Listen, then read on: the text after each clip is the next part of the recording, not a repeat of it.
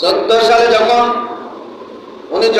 9 সালে ক্ষমতায় আসলাম, জনগণের ম্যান্ডেট নিয়ে যখন ক্ষমতায় আসলাম, 14 সালের ভোটে ওনার কিন্তু আসার ক্ষমতা ছিল না। 14 সালে আসার কোন কারণে নাই। তখন উনি ভারতের সাথে চুক্তি করলেন, গিভ অ্যান্ড টেক। কি কথা বলে? Give and take. মোদি, তুমি যদি আমাকে গিভ করো, অবশ্যই আমি তোমার টেক দেব। মোদিজি বলবো, আমি যে গিভ করো, তুমি আমাকে কি টেক দিবা? যে মংলা ভোট দেব, আর কি দিবা? পারমাণবিক বিদ্যুৎ কেন্দ্র দেব, আর কি দিবা? রেলপথ দেব, আর কি দিবা? ট্রানজিট দেব। ওকে, যাও যাও। এসে নির্বাচিত করে দিল, বিনা ভোটে হয়ে গেল।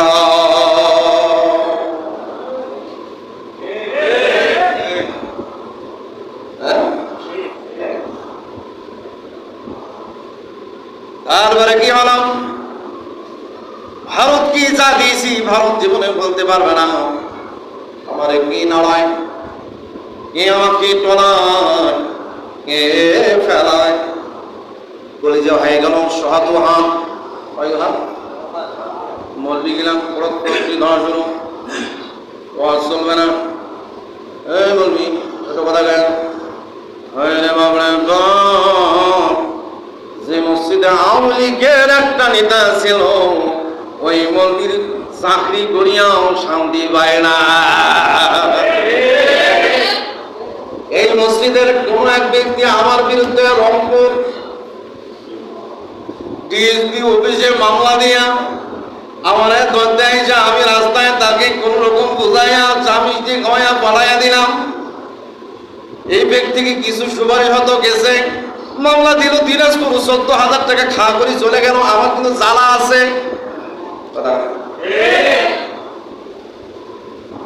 আচ্ছা বলেন তো, যারা এই কাজগুলা করেছে আসলে কি এরা কোনো ফায়দা পাইছে নাকি?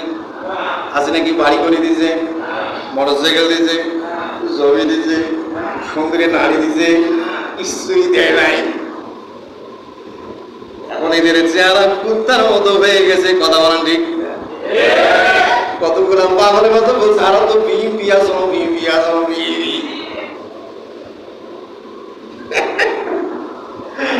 এদের যন্ত্রণা দেখে আমার মাথা খারাপ। ব্যাখ্যা করে দিতে পারি না আমি। মানুষ কত প্রকার, কত সংসারী হয়, আমার মাথা কাজ করে না। এরা দুনিয়াতে কিসের মুসলমান দাবি করে, কিসের নাম হয় না? মৌলবীর রাজনীতি বোঝা হয়েছে। হ্যাঁ, ফাতিহা পড়তে পারে না, মৌলবী তাফসীর বলবে। ভাইরা আমার, কেমন বলুন? ওয়ামান ইয়াশকুর ফাইন্নামা ইয়াশকুরু লিনাফসি। যে ব্যক্তি প্রশংসা আমার আল্লাহর করে, কৃতজ্ঞতা স্বীকার করে, ফাইন্নামা অমৃত ইয়াশকুরু লিনাফসি, সে নিজের জন্য করে। আল্লাহর দেওয়া বিধান, আল্লাহর দেওয়া ক্ষমতা, আল্লাহর দেওয়া সম্মান, আল্লাহর দেওয়া চেয়ার, এই চেয়ারের সম্মান যে ব্যক্তি রক্ষা করতে পারে না, যে চেয়ারের ইজ্জত রক্ষা করতে পারে না, যে দায়িত্ব পালন করতে পারে না, দেশের জনগণের রক্ষা করতে পারে না, এই সমস্ত লোকগুলো আল্লাহ রাব্বুল আলামিন টাইম টু টাইম যখন পাপের পেয়ালা উছলে যায়, একটা কথার মধ্যে গদি ছেড়ে পালন করতে দিশা পাইল না। কথা বলেন ঠিক? 18 সালে ভোট করলাম, দিনের ভোট রাতে হয়ে গেল। কথা বলেন না কেন? ঠিক দিনের ভোট রাতে।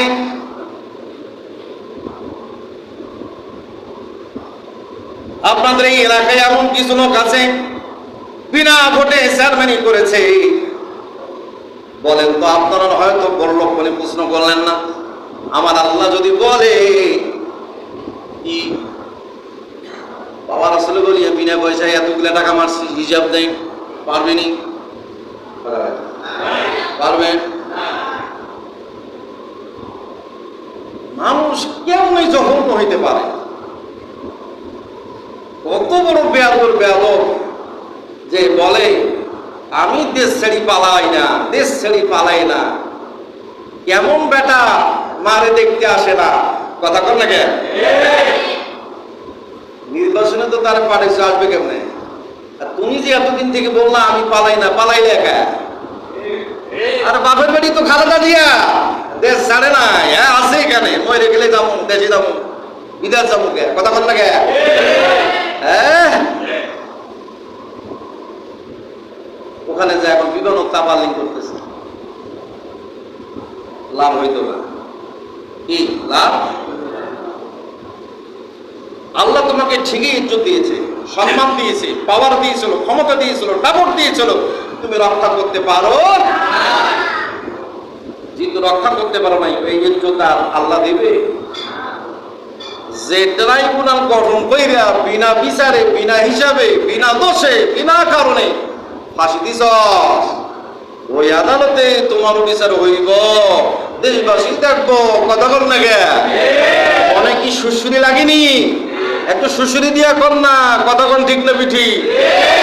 যে যার জন্য গর্ত খুললো, ওই গর্ত সে নিজে পড়ে গেল, কথা বলেন ঠিক?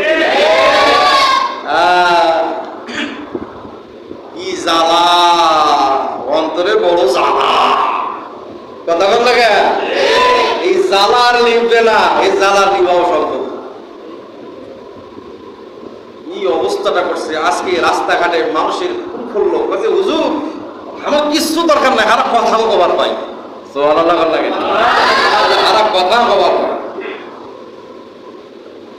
খালি লিস্ট করে, খালি লিস্ট করে, টাঙ্গায় সরকার লিস্ট করে আর থানা করে, লিস্ট করে আর থানা করে। এটা কোন পরিবেশ? মনে হয় আমরা এই দেশে বাইরে থেকে এসে ভাড়া নিয়েছিলাম, আর ওদের কাছে আমরা ভাড়া ছিলাম। আহা, আল্লাহর জমিন, জমিটা কার? আর এই জমিনে ওরা আমাদের কি কাণ্ডটা করলো, আল্লাহ দেখতে দেখতে দেখতে দেখতে মাথার মধ্যে একটা ছোট্ট করে থাপ্পড় মারছে, মাথা হয়ে গেল আউট। যে রাজাকারের বাচ্চাদেরকে আমি চাকরি দেবো, মুক্তিযোদ্ধা ছেলেদের যে নাতিপুতিকে চাকরি দেবো, রাজাকারের বাচ্চা, এই নাকটা ইসিয়ানা থাপ্পড় দিয়ে, মানে বেশি দূরে দেয়নি, কিন্তু মারছে কেডা? কথা কয় না। আর হাসিনার মাথায় মাইটটা দিছে কেডা? আল্লাহ দিছে, টুক করে আনা মাইট দিছে, মাথার ব্রেনটা, স্ক্রুপটা একটু না ঢিল হয়ে গেছে। এই ঢিল হওয়াতে কথাখানা বলে গেছে যে মুক্তিযোদ্ধার নাতি নাতনিদেরকে চাকরি দেবো, রাজাকারের বাচ্চার চাকরি দেবো, বাস কেল্লা পথে বগার পা, কথা কন ঠিক না বেঠিক? যারা আল্লাহর হুকুম মানতে রাজি না, আল্লাহর শুকরিয়া আদায় করতে জানে না, তাদের অবস্থা এরকম হয়, কথা বলেন ঠিক কিনা? এর বাইরে আমার খেয়াল করুন।